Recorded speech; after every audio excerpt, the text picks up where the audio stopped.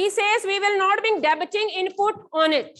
We will just be adding, इसके ऊपर tax की पेमेंट जरूर होगी इन चीजों पे, but we will be taking that tax into the cost of the goods. Let me write the topic's name. Goods or services on which GST paid can't be set off.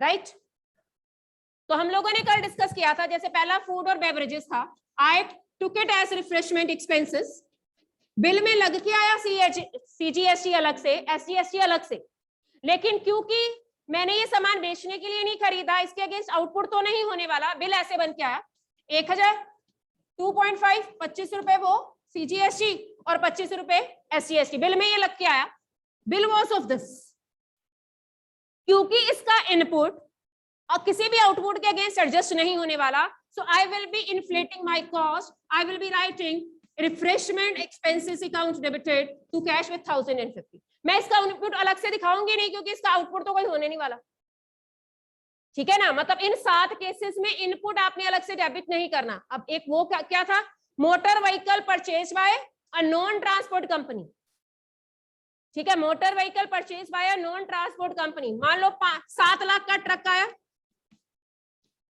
आपने अपनी company के लिए खरीदा, ठीक है, इसके ऊपर GST में 10% स्लैब है हमारी, 10 नहीं है, 12% कर लेते. 7 लाख का 12, 8400, 6% करना है मेरे को, 84 मतलब 4200, 42,000, राइट. तो टोटल मोटर व्हीकल वो ट्रक मेरे को 784 का पड़ा, क्योंकि इसका इनपुट किसी आउटपुट के अगेंस्ट एडजस्ट होने वाला नहीं है. What I will be calling it motor vehicle account debited with full cost. अगर चेक के थ्रू पेमेंट करी है, क्योंकि लैक्स में है, तो to bank I will be writing like this. इनमें इनपुट अलग से डेबिट नहीं होना भाई, क्योंकि ये इनपुट वो है जो किसी भी आउटपुट के अगेंस्ट आगे सेट ऑफ नहीं हो सकता. आपने मतलब कहने की बात ये है, you will be inflating the cost of that things. आपने उस टैक्स की पेमेंट जो करी है वो कॉस्ट में ही ऐड करके लिख देनी, उसका इनपुट अलग से नहीं लिखना. दीज आर 7 केसेस, ठीक है. रिपेयर एंड मेंटेनेंस भी इसी में था, ठीक. तो मैंने क्या बोला था, रिपेयर अलग से डेबिट करो, इनपुट अलग से डेबिट करो, नो नीड, ठीक. आपने रिपेयर में ही उसका इनपुट बीच में ऐड करके लिखना है, जितना भी उसने आपसे सर्विस टैक्स लिया बिल्डर ने, जिससे भी आपने रिपेयर करवाई, राइट, अपनी बिल्डिंग की. So you will be inflating the cost of that asset. All the 7 points we will be repeating again. Payment for health insurance, इसके ऊपर सर्विस टैक्स लगा होगा, क्योंकि इसको आउटपुट के अगेंस्ट एडजस्ट नहीं कर सकते, इसलिए जितना भी सर्विस टैक्स लगा है आपने कॉस्ट में ऐड करके लिखा, ठीक. फिर उसके बाद आपने किसी क्लब की मेंबरशिप फी ले रखी है, आप किसी हेल्थ क्लब या फिटनेस सेंटर के मेंबर हैं, तो यू पे द फी. उसके ऊपर भी अगर टैक्स लग रहा है तो आपने क्या लिखना है, इसको उसी में ऐड करके लिखना, इनपुट अलग से डेबिट नहीं करना. मेंटेनेंस का मैंने बता दिया, व्हीकल का मैंने बता दिया. फ्री गिफ्ट्स टू स्टाफ, जब उनके लिए वो लाइटिंग लैंप्स खरीदे होंगे तो डेफिनेटली आपने इनपुट पे किया होगा, लेकिन क्योंकि ये सेट ऑफ नहीं हो सकता आउटपुट के अगेंस्ट, तो आपने इनपुट को अलग से डेबिट नहीं करना, आपने gift account debited to cash करना, gifts to staff account debited to cash करना है, टैक्स को बीच में ऐड करके लिखना है, राइट.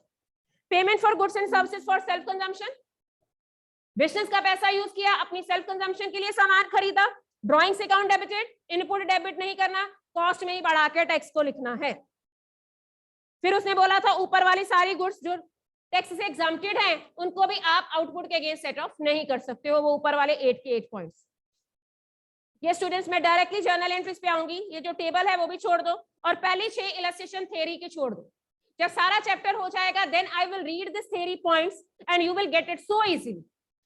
अभी क्योंकि आपको कॉन्सेप्ट नहीं पता, आपको जर्नल एंट्रीज का सीक्वेंस नहीं पता, तो पहली 6 एग्जांपल्स छोड़ दो, सीधा अकाउंटिंग एंट्रीज फॉर जीएसटी पे आओ. Accounting entries for GST, when you avail some service you pay tax, when you provide some service you receive tax. When you pay tax it will always be input tax, when you take tax from your customers or clients it is always output tax. ठीक है, और and में आके सारे input को add करना है, सारे आउटपुट को ऐड करना है, और फिर उसकी सेटिंग ऑफ करनी है. और एक बात जो आपने याद रखनी है मेन सेटिंग ऑफ की एंट्री में, बाकी एंट्री सारी सिंपल है जैसे जर्नल में करी है वैसे ही है, बीच में बस इनपुट और आउटपुट ऐड करते जाएंगे. If I am talking about output CGST, so output CGST can only be set off against first priority input CGST. Category same है, दोनों ही सेंट्रल गवर्नमेंट के हैं, लेकिन आउटपुट को इनपुट CGST के अगेंस्ट एडजस्ट करना है. अगर फिर भी कुछ बच गया तो आपने इसे इनपुट IGST के अगेंस्ट एडजस्ट करना. ठीक है, अब अगली बारी किसकी आएगी? Output SGST. बोलो किसके अगेंस्ट एडजस्ट होगा? पहले इनपुट SGST के अगेंस्ट, अगर कुछ बच जाएगा तो इनपुट IGST के अगेंस्ट एडजस्ट. अगर फिर भी कुछ बच गया बाकी गवर्नमेंट को जमा करवा दो. ये सेटिंग ऑफ है, मतलब आपने अपनी फैमिली के साथ ही सेटअप करना है. फैमिली हुई ना, ये सेम फैमिली हुई ना, CGST और CGST same family, and here bye output is always being adjusted against output, और सॉरी इनपुट. आउटपुट जो आप कलेक्ट कर चुके हैं, इनपुट जो आप पे कर चुके हैं. सेम गुड्स के ऊपर अगर आपने 5000 कलेक्ट किया है और 3000 अगर आप खुद पे कर चुके हैं, उसमें से 1000 आपका दूसरी स्टेट का है, तो 4000 की सेटलमेंट तो यहाँ पे हो गई, बाकी गवर्नमेंट को जमा करवा देना. गवर्नमेंट को जमा करवाने का मतलब होता है to electronic cash ledger. What is the meaning of electronic cash ledger? Online payment होगी, आपके अकाउंट में से पैसे कट के UPI के थ्रू जैसे, ठीक है ना, ऑनलाइन पेमेंट होगी, आपके अकाउंट में से पैसे कट के गवर्नमेंट के अकाउंट में जमा हो जाएंगे. This is what we call electronic cash ledger. Got it? Similarly एक और बात किसकी रहेगी? आउटपुट IGST की. आउटपुट IGST पहले किसके अगेंस्ट एडजस्ट होगा? To input IGST. ठीक है, इसमें बचने के चांसेस बहुत कम होंगे. जब इसकी टेक्निक आएगी we will discuss it there only, कि अगर कुछ बच जाता है तो बाकी कहां जाएगा? बाकी गवर्नमेंट को जमा ही हो. ठीक है, so this sequence you have to keep in your mind. Slowly and slowly when you will do the practice you will start retaining the things, right? Let's start with the first journal entry. Purchases की entry सबको आती है? देखो यही लिखी है ना, purchases account debited to cash या फिर टू सप्लायर. और क्योंकि आपने सामान खरीदा है and I am assuming in the first case that I am buying the goods from the state, with in the state. जब विद इन द स्टेट है तो IGST तो नहीं लगना, CGST अलग लगना है, SGST अलग लगना है. तो पहली एंट्री क्या बनेगी? Yes, purchases account debited, input मेरा एक्सपेंस है कि एसेट है?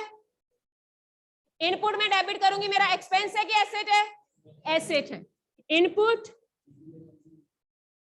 CGST, input SGST debited. ये तीनों चीजें डेबिटेड हैं, ईदर टू कैश और टू क्रेडिटर्स या supply. Any doubt to anyone? अगर ये सामान आउट ऑफ द स्टेट खरीदा तो एंट्री में क्या चेंज आएगी? बिल्कुल ठीक है, तो इनपुट IGST आ जाएगा.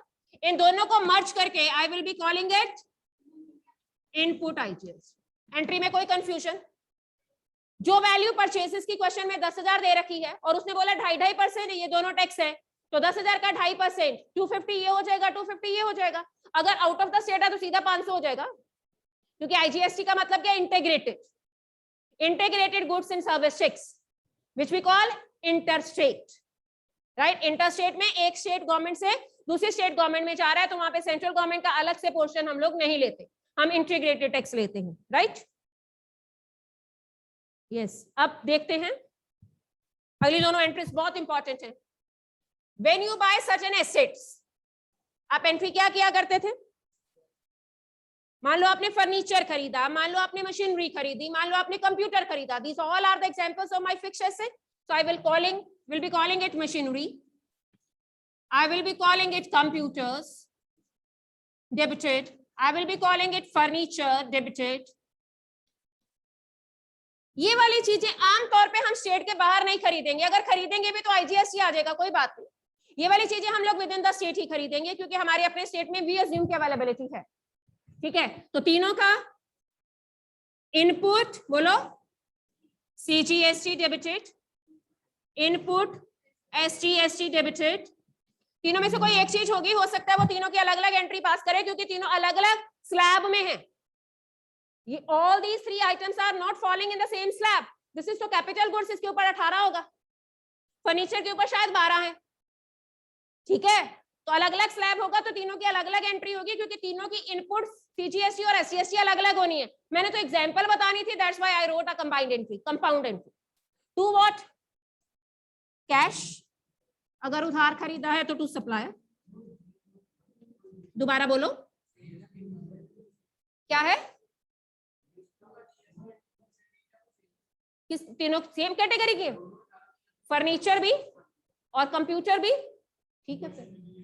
हाँ, क्वेश्चन में दिया होगा, this is not a matter of discussion, he will be giving in the question, ठीक।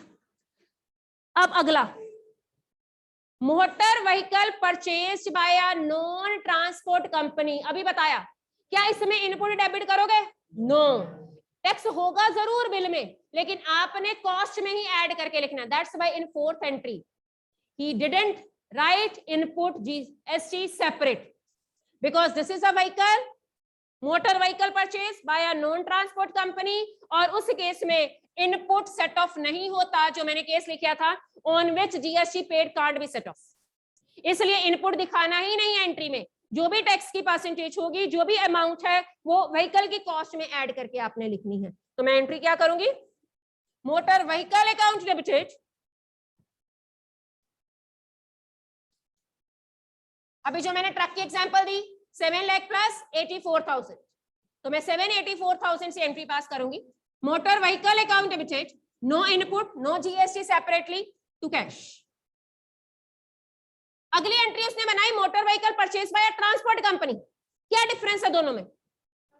ट्रांसपोर्ट कंपनी के लिए मोटर व्हीकल उसका एसेट है, ठीक है, और उसमें इनपुट जो पे करेंगे वो आउटपुट के अगेंस्ट सेट ऑफ हो सकता है, इसलिए यहां पे इनपुट अलग से लिखेंगे। देखो लिखा तीनों, ऊपर हेडिंग क्या बनाई है? When the vehicle is being purchased by transport company, so hereby input can be adjusted against output. So if you are purchasing it within the state, तो CGST अलग लिखना, SGST अलग लिखना, अगर out of the state है तो input IGST अलग लिखना, very simple, but it will remain same. vehicle entry वही रहेगी, motor vehicle account debited, क्योंकि उसके लिए भी asset है। ओला कैब वालों ने गाड़ियां खरीदी, ट्रांसपोर्ट कंपनी है, तो क्या एंट्री होगी? मोटर व्हीकल अकाउंट डेबिटेड, बोलो, input CGST debited, input SGST debited. अगर आउट ऑफ द स्टेट है, या तो ये दोनों होंगे और ये तीसरा हो, ठीक है ना, इन तीनों में और है, तीनों में और नहीं है, 2 और 1 में और है। या तो आप विद इन द स्टेट खरीदोगे या आउट ऑफ द स्टेट खरीदोगे। अगर आउट ऑफ द स्टेट है तो this will be input IGST. To what? अगर लैक्स में पेमेंट है तो हम बैंक के थ्रू पेमेंट करना प्रेफर करते हैं, to bank. Any doubt to anyone? दोनों में डिफरेंस याद रखोगे ना आप। नॉन ट्रांसपोर्ट कंपनी है तो क्या होना है? Input can't be set off against output, so in that case input is not to be debited separately, rather input tax is to be added in the cost of the asset. Got it? आगे चलते हैं।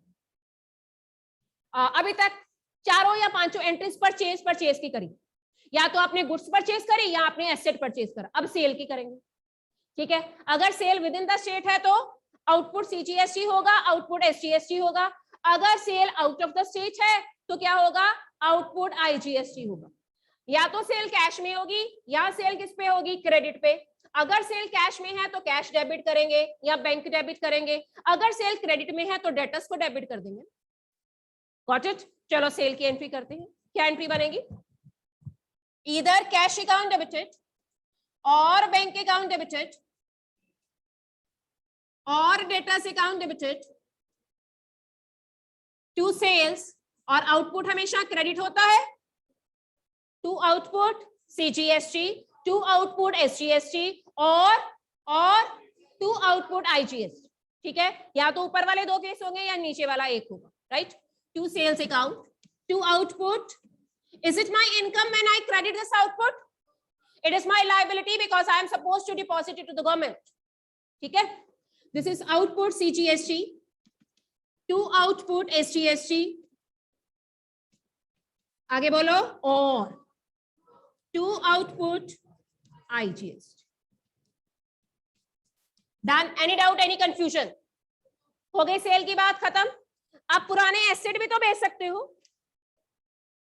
isn't it? Okay, इसने पुराने asset की अभी नहीं बताई। 8th number जो इसने बताया वही हम पहले करते हैं, ये भी मैंने आपको सिखाया हुआ है। What was 8th number? Purchase return of the goods. इसका सिखाया हुआ इनपुट क्रेडिट कर देना, रिवर्स मैकेनिज्म।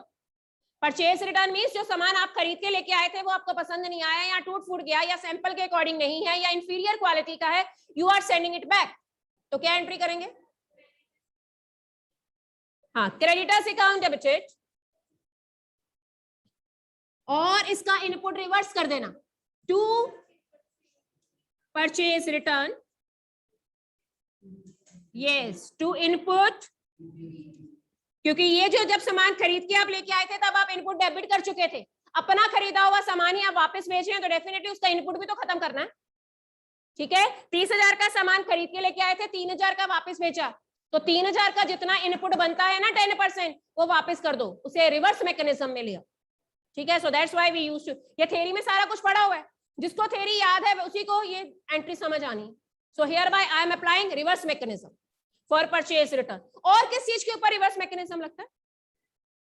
सेल्स रिटर्न पे रिवर्स मैकेनिज्म आउटपुट का लगेगा, ड्राइंग्स में रिवर्स मैकेनिज्म लगता है, drawings of goods, then goods donated as charity, उसके ऊपर रिवर्स मैकेनिज्म लगता है। सिखाया हूं मैंने आपको सारे points, so that all points you have to keep in your mind while passing the journal entries.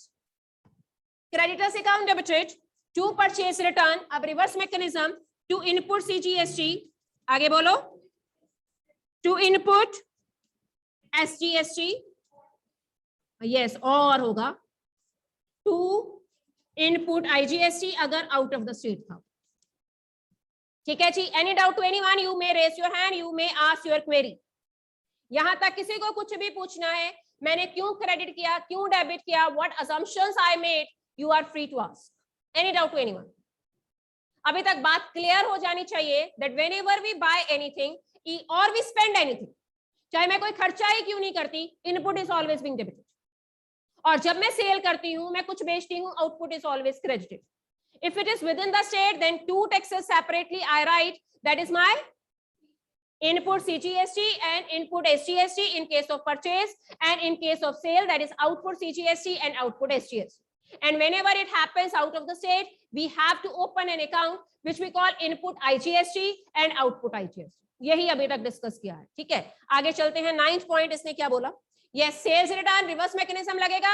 आप पहले बातें कर लो, यू कंप्लीट योर कन्वर्सेशन, बार बार पीछे मुड़ते हो।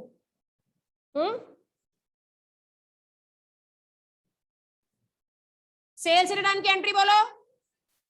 Sales return account debited to debtors या to customers? Sales return account debited, yes. Output CGST को रिवर्स मैकेनिज्म करने के लिए हमने डेबिट कर दिया।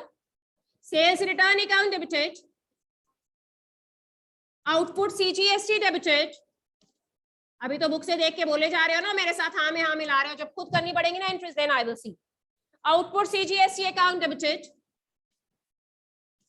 आउटपुट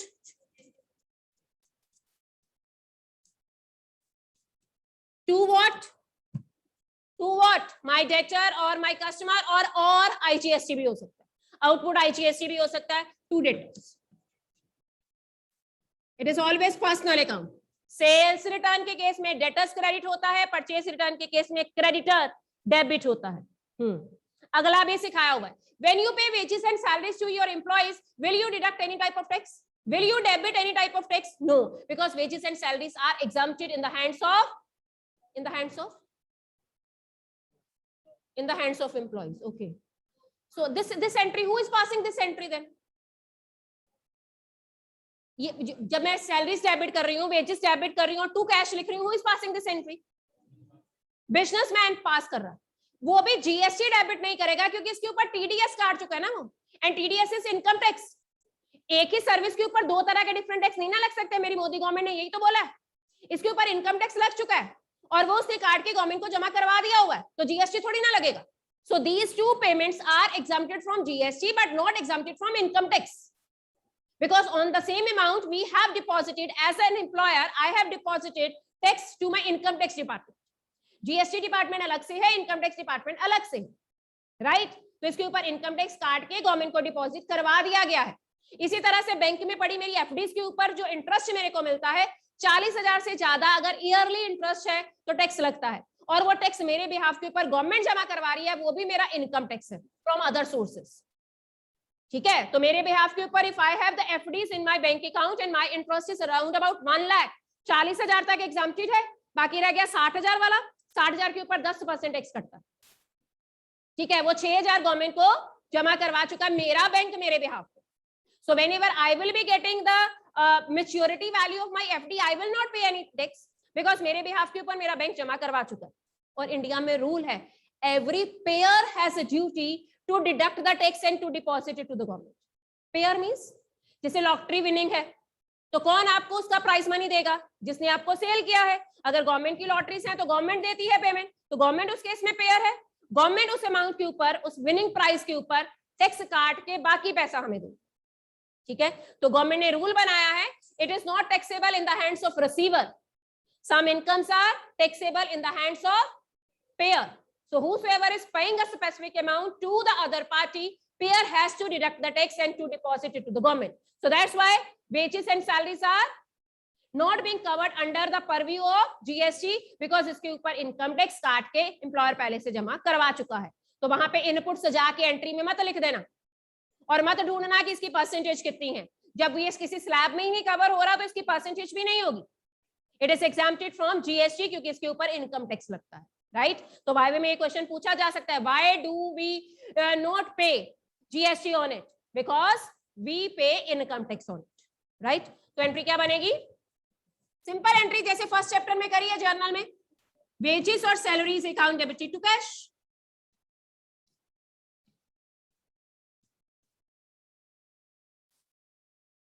डन, अगला पढ़ो, 10th पॉइंट पे पहुंच गए। 11th, payment of expenses. Yes, simple खर्चा प्रिंटिंग एंड स्टेशनरी का हो गया, टेलीफोन हो गया, all are the services you are availing. Telephone की तो सर्विस है, प्रिंटिंग एंड स्टेशनरी तो एक्सपेंस है ना, तो दोनों के ऊपर इनपुट क्या होगा? डेबिट होगा। One is service and other is expense. Right, तो इनपुट सीजीएस, और ये विद इन स्टेट ही होगा। टेलीफोन का कनेक्शन आप अपनी स्टेट गवर्नमेंट से ही लोगे ना, प्रिंटिंग एंड स्टेशनरी भी बाहर वाली स्टेट से मंगवाने की क्या जरूरत है? With in the state available है भाई चीज। तो ही इज अज्यूमिंग इसके ऊपर सीजीएसटी और एसजीएसटी लगेगा। इजी एंड अगली एंट्री। प्रिंटिंग एंड स्टेशनरी की एंट्री आपको सिखाई हुई है ना जर्नल के चैप्टर में, printing and stationery account debited to cash. ठीक है, और क्योंकि इसके ऊपर इनपुट है, with every purchase input is there, with every sale output is there, as it is a purchase so input is to be debited. अगला point needs a discussion, और वो भी मैंने आपको करवाया हुआ है, लॉयर फीस का।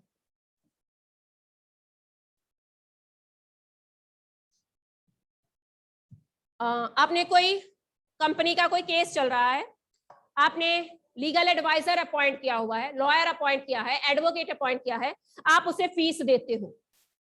ठीक है, जब आप उसे फीस दोगे तो उसे हम बोलते हैं legal expenses account debited. As I am availing the service of that professional, I will be paying input, वो मेरे से सर्विस टैक्स लेगा। ठीक है, तो वो मेरे लिए इनपुट सीजीएसटी होगा, इनपुट एसजीएसटी होगा, और कई बार होता है आपका सुप्रीम कोर्ट में केस चल रहा है तो आप हाई कोर्ट का एडवोकेट अपॉइंट करते हो, तो आउट ऑफ द स्टेट भी एडवोकेट हो सकता है, तब आईजीएसटी हो। अगर विद इन द स्टेट है आपका लीगल एडवाइजर तो सीजीएसटी और एसजीएसटी अलग अलग होना है। अगर आउट ऑफ द स्टेट आपने एडवोकेट की सर्विसेज हायर करी है तो उस केस में आईजीएसटी होगा। To what bank. ठीक है जी, अब एक नीचे जो नोट लिखा है वो जरा पढ़ो और मेरे को उसका मीनिंग बताओ। Are you getting it? Are you getting the note? Meanwhile, I should write the entry. Legal expenses account debited. क्या उस नोट के बारे में मैंने कभी डिस्कशन की है क्लास में? Input, because I am availing the service, I am taking the service, so it is input. Input SGST, और अगर आउट ऑफ द स्टेट है तो इनपुट IGST। कैश में पेमेंट करी है तो टू कैश लिखो, चेक पे पेमेंट करी है तो to bank. Have you read that statement? Are you getting it? कभी क्लास में डिस्कशन हुई है उसके बारे में? मेगा बोलो क्या है? Speak loudly for a while, you can remove your mask, keep the mask down, now speak.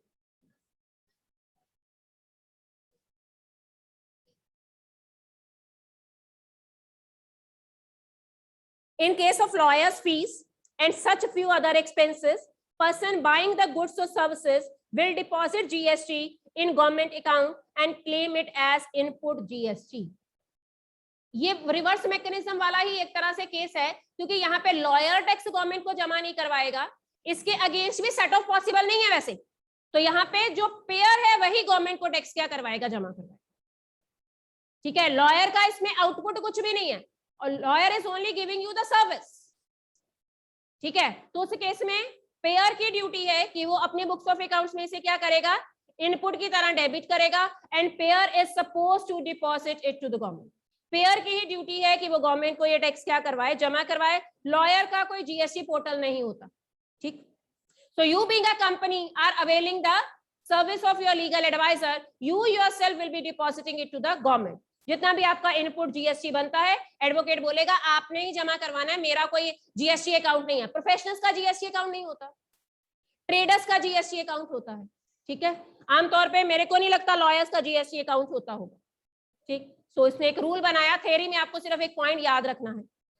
अगला भी बताया हुआ है, goods withdrawn for personal use, goods given as charity, reverse mechanism है। Drawings account debited, donation account debited, to purchases, to input CGST, to input SGST, to input IGST। करवाया हुआ ये भी पॉइंट। आगे चलते हैं। सेट ऑफ की entry मैं एक ही बताऊंगी बस, बाकी कल करेंगे, आप इतना ही डाइजेस्ट कर पाओगे। सबसे पहले वो कहता है IGST को एडजस्ट करेंगे आउट ऑफ द स्टेट। सो जब IGST को एडजस्ट करेंगे,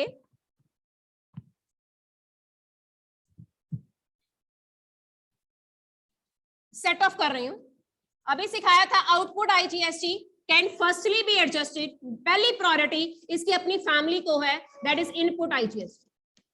अगर कुछ बच गया तो इनपुट CGST, सेंट्रल गवर्नमेंट को सेकंड प्रायोरिटी है। अगर फिर भी कुछ बच गया तो इनपुट, मैंने बोला था ना जब मैं डिस्कस करूंगी then I will tell you, means जो मेरा IGST है वो तीनों के अगेंस्ट एडजस्ट हो सकता। और यहाँ पे बहुत कम पॉसिबिलिटी है कि कुछ बचे और मैं गवर्नमेंट को जमा करूं, because you adjusted it against three things.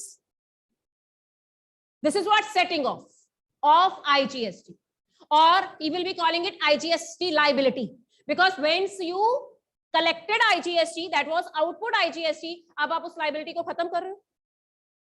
उन्हीं गुड्स के ऊपर आपने अगर IGST काटा था अपने कस्टमर से आउट ऑफ द स्टेट, तो आपने उन्हीं गुड्स के ऊपर पे भी किया था, पहले उसको एडजस्ट कर लो। फिर अगर आपका विद इन द स्टेट कोई सामान बिका है तो उसके अगेंस्ट एडजस्ट करो। अगर आपका, सॉरी बिका नहीं, खरीदा है, इनपुट, ठीक है। और अगर आपका CGST आया है इनपुट, तो डेफिनेटली उसके साथ, ये तो उसकी सिस्टर है ना या ब्रदर है, इसने तो साथ साथ ही रहना है।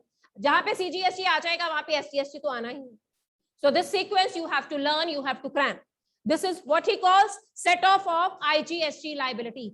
14 नंबर तक ही हमने करना है, बाकी कल कंटिन्यू करेंगे। ठीक है, 3 एंट्रीज और रहती हैं सेट ऑफ की, दैट वी विल डिस्कस।